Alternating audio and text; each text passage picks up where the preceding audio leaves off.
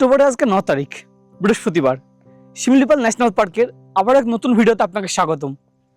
এর আগের পর্বে আপনারা দেখেছেন আমরা একাধিক স্পট ঘুরে দেখেছি।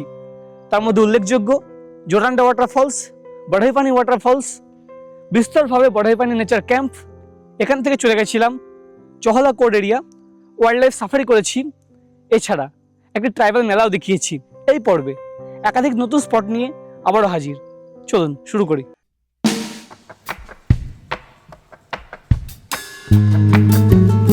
ঘড়িতে সময় এখন 10টার সময় বড়াইপানি নেচার ক্যাম্পে চেক আউট টাইম থাকে, তো আমরা চেক আউট করে নিচ্ছি। আচ্ছা, এই ছিল প্রবেশ পথ।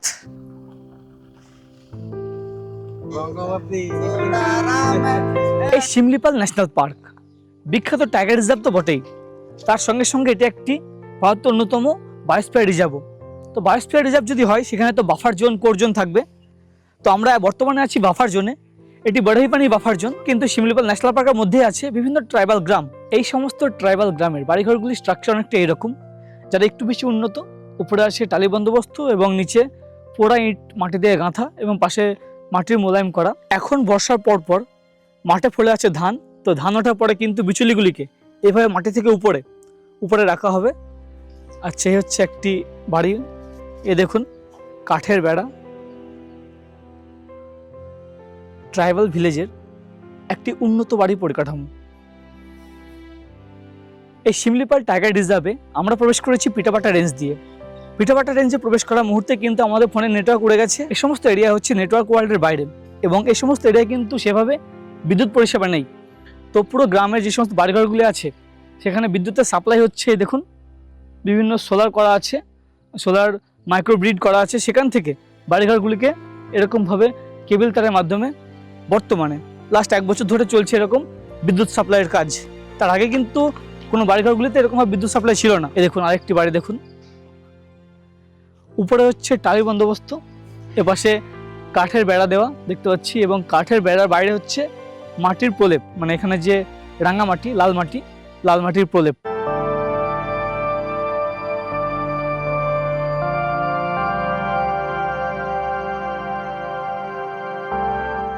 এই উস্কি ওয়াটারফলস আসার জন্য 2-3টে ভ্যালি আছে, যে ভ্যালিগুলি কিন্তু চোখ জড়ানোর মতো ভ্যালি। খুবই খারাপ রাস্তা, একেবারে মেঠো রাস্তা, মাটির মোলায়েম করা রাস্তা, এবং বর্ষার পরপর যেহেতু কাদা আছে, আসতে বেশ অসুবিধাই হলো। তো আমরা এসে পৌঁছে গেছি আমাদের প্রথম গন্তব্য উস্কি ওয়াটারফলস। একটু আজব টাইপের ব্যাপার, ওয়াটারফলস আসার জন্য রাস্তা হচ্ছে খারাপ, মেঠো রাস্তা। তবে এই দেখুন এখন করা আছে হেঁটে যাওয়া বন্দোবস্ত, অর্থাৎ কাজ চলছে। একেবারে যেহেতু অফবিট ওয়াটারফলস, লোকজন খুব কম আসেন, সেই কারণে বোধহয় এরকম ব্যবস্থাপনা আর কি। 1 মিনিট মতো হেঁটে আসার পরই আমরা দেখে নিয়েছি উস্কি ওয়াটারফলসের এক ঝলক। এখানে করা আছে ভিউ পয়েন্ট, এবং পাশে কিন্তু গার্ডওয়ালও করা আছে। এই শিমলিপালে যে কটা ওয়াটারফলস আছে তার মধ্যে উস্কি ওয়াটারফলসই একমাত্র যার একেবারে সন্নিকটে পৌঁছানো যায়। ওয়াটারফলসের হাইট খুব একটা বেশি না, তবে আছে প্রচুর জল, বর্ষার পরে একেবারে স্বচ্ছ জল।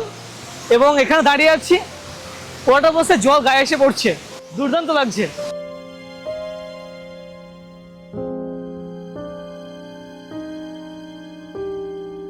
উস্কি ওয়াটারফলস ঘুরে দেখা হলো, তবে আকাশের মুখ একটু ভার। আজকে শুরু হয়েছে এক পশলা বৃষ্টি, ফিসফিস করে 2 ফুট বৃষ্টিও হচ্ছে। এবং নিচে দেখতে পাচ্ছেন রাস্তার অবস্থা কি, দেখুন পুরো কর্দমাক্ত রাস্তা। রাস্তা এতটাই খারাপ যে আমাদের গাড়ি কিন্তু শেষ অবধি পৌঁছায়নি, ওখানে গাড়িটা রাখা আছে। আচ্ছা, এবার আমরা চলবো কুমারী নেচার ক্যাম্পের দিকে।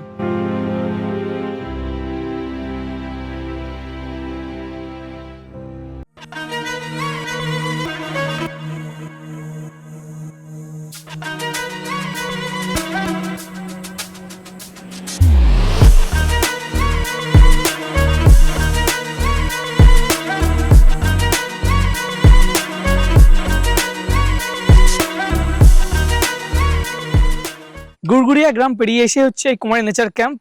প্রথম ঝলকে কিন্তু খুব সুন্দর লাগবে, ক্যাম্প থেকে সামনের ভ্যালির দুর্দান্ত ভিউ আছে।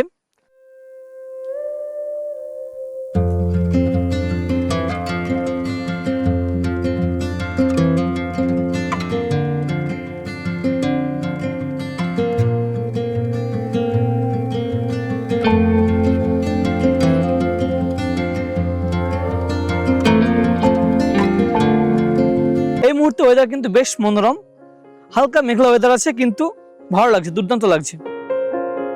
পিছনে এপাশে হচ্ছে কটেজগুলি, এবং কটেজের সামনে থেকে এপাশে এই হচ্ছে ভ্যালির ভিউ।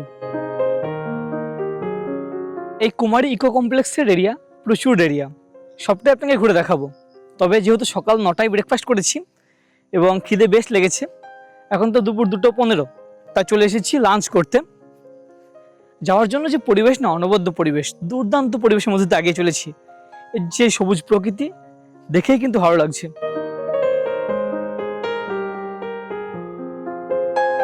এই হচ্ছে ডাইনিং এরিয়া, এবং ডাইনিং এরিয়া থেকে কেমন সুন্দর ভিউ দেখুন।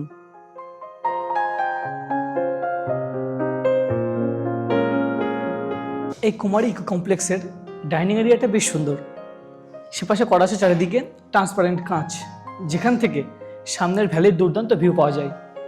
এই দেখুন সদলবলে বসে পড়েছি দুপুরে লাঞ্চ করতে। আজকে দুপুরে খাবারে আমাদের দেওয়া হয়েছে ভাত, তার সঙ্গে আলু ভর্তা, পাঁপড়, বিভিন্ন রকম ভাজা আছে, করলা ভাজা আছে, আলু ঢাঁড়সে ভাজা আছে, এদিকে ডাল, আলু পটলের একটা তরকারি, লোকাল সবজি মিক্স ভেজ টাইপের, এদিকে আন্ডা কারি মানে ডিম আলুর ঝোল, এবং তার সঙ্গে সুন্দর করে সাজিয়ে গুছিয়ে স্যালাড।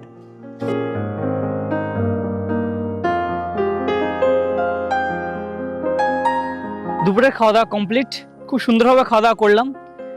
আবারও রোদের কিরণ। এবার চলুন দেখাই যে এই কুমারী নেচার ক্যাম্পে এসে আমার কোন রুমটি বরাদ্দ রয়েছে। এর পাশে সব আছে সাঁওতালি কটেজ, পরপর এখানে নামকরণ করা আছে 1 থেকে 4 পর্যন্ত, পরপর 4টি কটেজ আছে। আমার পিছনে কটেজ, এবং কটেজের সামনে থেকে পরিবেশটা জাস্ট ভাবুন একবার, মনে হচ্ছে কোনো শিল্পীর হাতে আঁকা ছবি।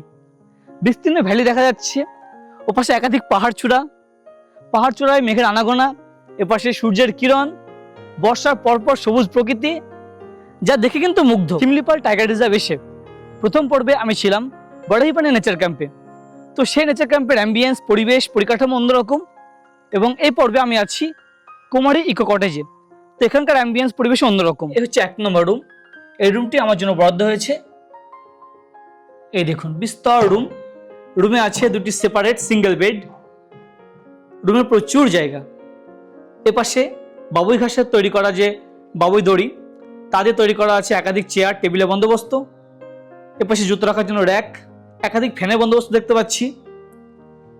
আচ্ছা, এপাশে আলমিরার বন্দোবস্ত, রুমে দেওয়া হয়েছে জলের বন্দোবস্ত। রুমের সঙ্গে আছে অ্যাটাচ টয়লেট, টয়লেটটি যথেষ্ট জায়গা আছে, ওয়েস্টার্ন পট, এদিকে বেসিন মিররের বন্দোবস্ত। রুমে আছে 2টি জানালা, সেপাশে একটি জানালা এবং এপাশে বড় জানালা, এবং জানালা খুললেই এরকম বাইরের প্রকৃতি। ঘড়িতে জানান দিচ্ছে সময় এখন বিকাল 4টে। বেশ কিছুক্ষণ রেস্ট করার পরে আবারও বার হয়ে পড়েছি, এখন কিছু জায়গা ঘুরে দেখব। চলুন।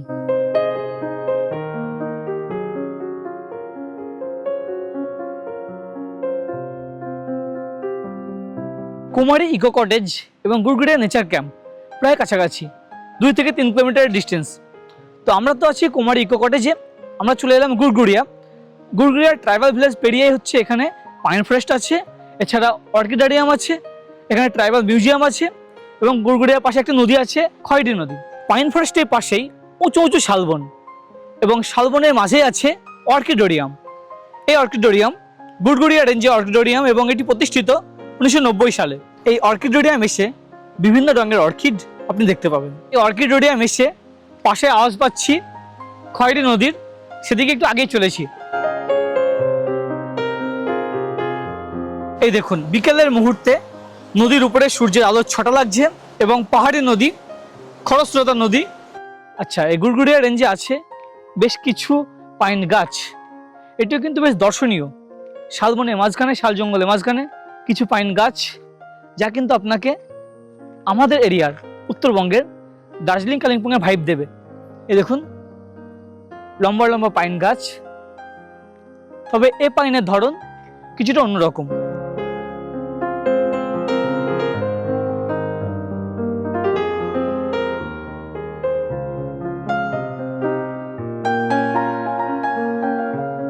অ্যাকচুয়ালি গুড়গুড়িয়া নেচার ক্যাম্প, এই পাইন ফরেস্ট, অর্কিডোরিয়াম এবং ট্রাইবাল মিউজিয়াম একই জায়গাতে। আপনারা এক জায়গায় গাড়ি পার্কিং করেই পায়ে হেঁটে সবগুলো ঘুরতে পারবেন।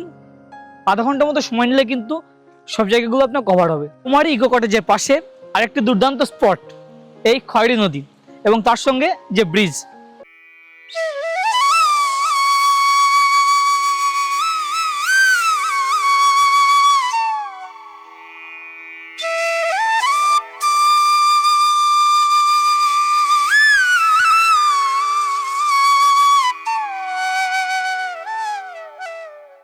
বিকেলটা বেশ সুন্দরভাবে ঘোরাঘুরি করার পরে আবারও ফিরে এলাম ইকো কটেজ এবং এখন ডাইনিং এরিয়া চলে এসেছি।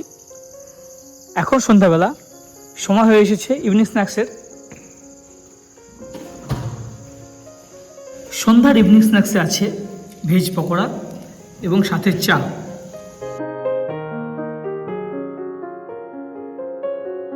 Good morning. শিমলিপাল টাইগার রিজার্ভের কুমারী ইকো কটেজ থেকে আবার এক নতুন মনোরম সকালে আপনাকে স্বাগতম।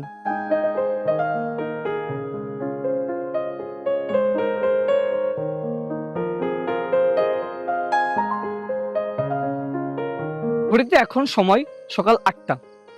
চলেছি ব্রেকফাস্ট করতে। এই কুমারী ইকো কটেজের একটি ব্যাপার, কটেজগুলো এদিকে এবং এনাদের ডাইনিং এরিয়া হচ্ছে রিসোর্টের আরেক প্রান্তে, তো একটু হেঁটে যেতে হয়। এখান থেকে চহলা অ্যানিমাল সাইট সিন হচ্ছে মাত্র 40 কিলোমিটারের মধ্যে।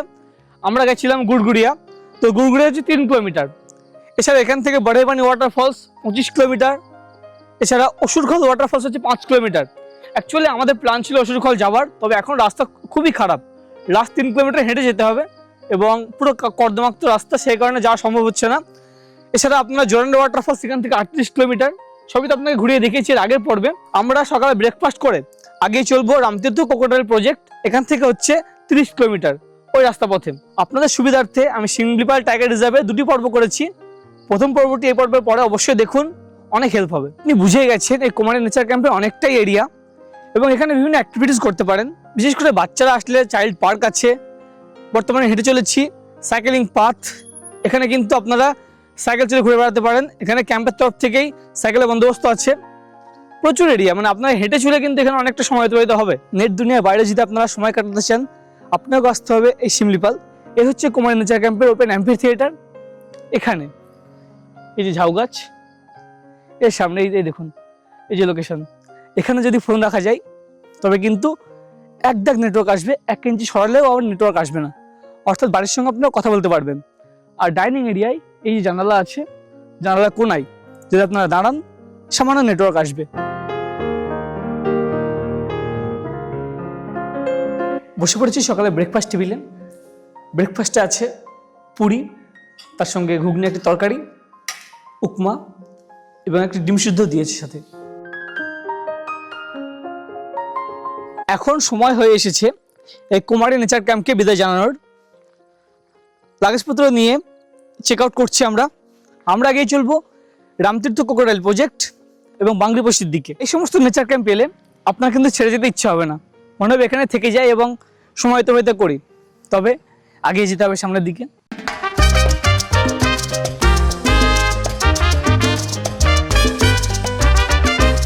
অক্টোবরে আজকে 10, ঘড়িতে সময় এখন সকাল 10টা। আমরা পৌঁছে গেলাম শিমলিপাল টাইগার রিজার্ভের কালিকা প্রসাদ গেটের কাছে। এবার আমরা শিমলিপাল টাইগার রিজার্ভকে এখান থেকে এক্সিট করব। ঘড়িতে সময় সকাল 10:50। আমরা পৌঁছে গেলাম যোশীপুর। এটি যোশীপুরের রামতীর্থ ক্রোকোডাইল প্রজেক্ট।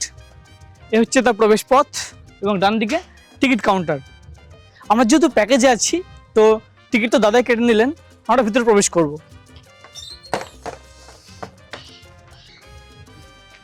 এই রামতীর্থ এটিও একটি নেচার ক্যাম্প, এখানেও কিন্তু থাকার বন্দোবস্ত আছে। আমরা ঘুরে এলাম বিভিন্ন ট্রাইবাল এরিয়া বা গ্রাম্য জীবনকে দেখালাম, তারই প্রতিচ্ছবি। গ্রাম্য জীবনে কী সমস্ত জিনিস ব্যবহার করেন এখানে উল্লেখ আছে, মানে ছোট্ট মিউজিয়াম মতো দেখতে পাবেন সে পাশে। এই শিমলিপাল টাইগার রিজার্ভ এসে আপনারা কী কী জিনিস লক্ষ্য করবেন সেটাকেই কিন্তু এখানে প্রতিচ্ছবি হিসেবে তুলে ধরা আছে। এই জায়গাটা চিনতে পারছেন? আমরা এখান থেকে এলাম কুমারী ইকো কমপ্লেক্স। প্রবেশ করার পরই সোজা বাঁ হাতে এসে মিউজিয়াম এবং সামনে আগিয়ে এসে এপাশে হচ্ছে কুমিরের ব্রিডিং সেন্টার, ব্রিডিং পন্ড। এ দেখুন পুকুরের পাশে ডাঙাতে কয়েকটি কুমিরও দেখা যাচ্ছে। এই দেখুন মহাশয় শুয়ে আছে। এই হচ্ছে ভান্ডার নদী। ক্রোকোডাইল প্রজেক্টের একেবারে পাশে হচ্ছে এই নদী এবং পিছন দিকে দেখতে পাচ্ছেন হালকা ফলস মতো হয়ে আছে, এটাকে বলা হয় আদ্রিজা ফলস।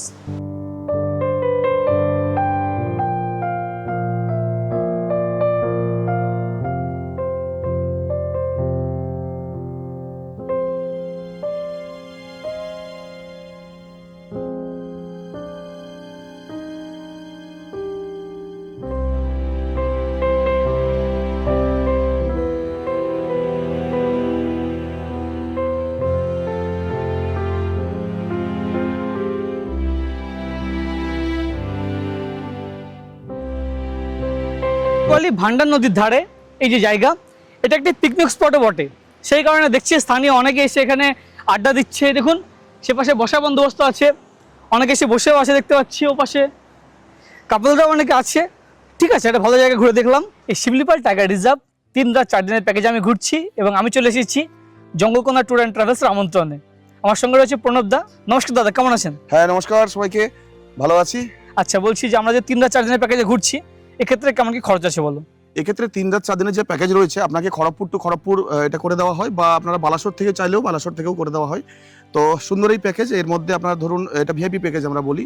আমরা নেচার ক্যাম্পের মধ্যে থাকা রাত্রিবাস, ধরুন বড়াইপানিতে বড়াইপানি নেচার ক্যাম্পে রাত্রিবাস রয়েছে, আপনার কুমারী নেচার ক্যাম্পে রাত্রিবাস রয়েছে, তার সাথে ওয়াইল্ড লাইফ সাফারি, যেটা হুড খোলা গাড়িতে, এবং প্রচুর অ্যানিমেল দেখতে পাবেন, ওয়াইল্ড অ্যানিমেল দেখতে পাবেন। তাছাড়া আপনার breakfast, lunch, evening snacks, dinner, tea biscuit এগুলো থাকছেই। এবং এই গাড়িতে করে আপনি সাইট সিন করবেন, এসি গাড়ি রয়েছে।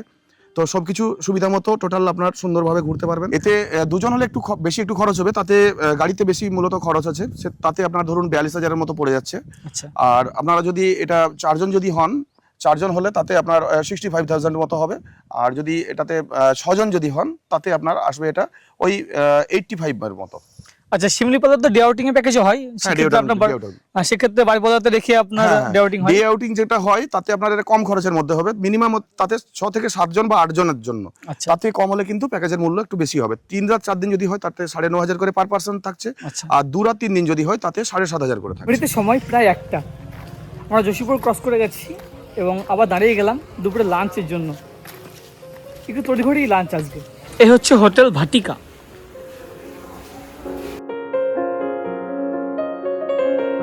দুপুরে লাঞ্চে বসে গেছি, সামনে চলে এসেছে থালি। এই দেখুন আছে ভাত, এপাশে আলু ভর্তা, এ হচ্ছে একটি ভাজা দিয়েছে, আলু এবং পটল ভাজা, এদিকে ছোলা, এদিকে সবজি, ডাল এবং মাছ। এ হচ্ছে একটি হোটেলে, উড়িষ্যার টিপিক্যাল হোটেলের থালি।